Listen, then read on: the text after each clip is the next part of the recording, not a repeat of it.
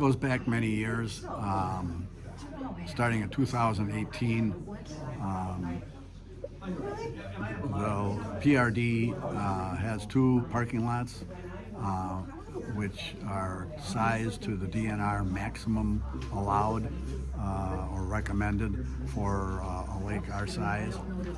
And many lakes, when their parking lots fill, and the DNR sets that based on how many boats can be on the lake at one time, so to speak, and it takes into account the riparian owners and so on and so forth. So we, like other lakes, decided to close the launch when the parking lots were full, like other lakes do. And because the town has the road to the edge of the water, they said, don't close our road. So rather than getting in a big hurrah at that time,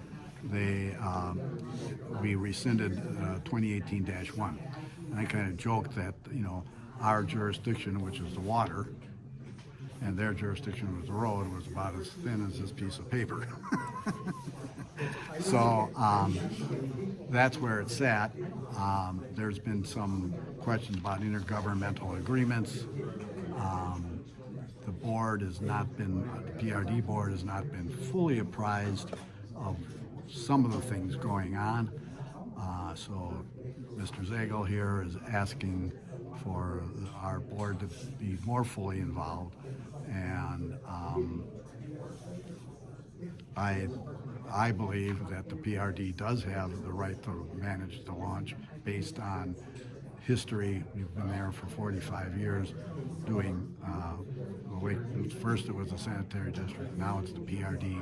We're chartered under Chapter 33 of the United States, or the state statutes, and we just recently got approval to raise our launch fees from $8 to $10 through a request through the DNR. We've got that letter and other letters going back a decade or two, giving us those rights. We've gotten over $90,000 to improve the launch, to go from one ramp to two ramps over the years.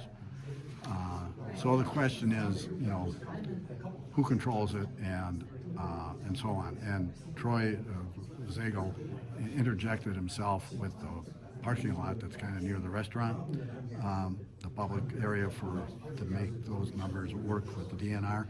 And the PRD leases that land from the DNR. It's DNR land. We've always had it just between the DNR and the PRD.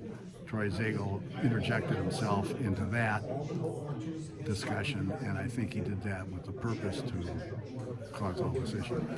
So, a couple questions that he asked that I'm not familiar with. So, is there a paperwork that shows an agreement about who does have true ownership of it? Do you have that paperwork? I believe there is no paperwork that shows it per se. Management and ownership can be two different things. So you can say that there's letters that say we have management control, but of course they own the road to the water's edge. That's the push. There was another comment from Troy about how he's made several attempts to get a discussion with the PRD. Has he reached out to you, and have you responded, or his comment was he's heard just nothing back and there's a level of frustration? I think there's a level of frustration on both sides.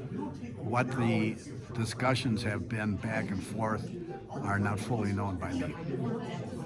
So you don't know, you're unaware if he reached out? I've heard that he's reached out. I understand that he's reached out, and I understand that whatever he initially, and I don't know if it was verbal or written, because we're not fully apprised, the board.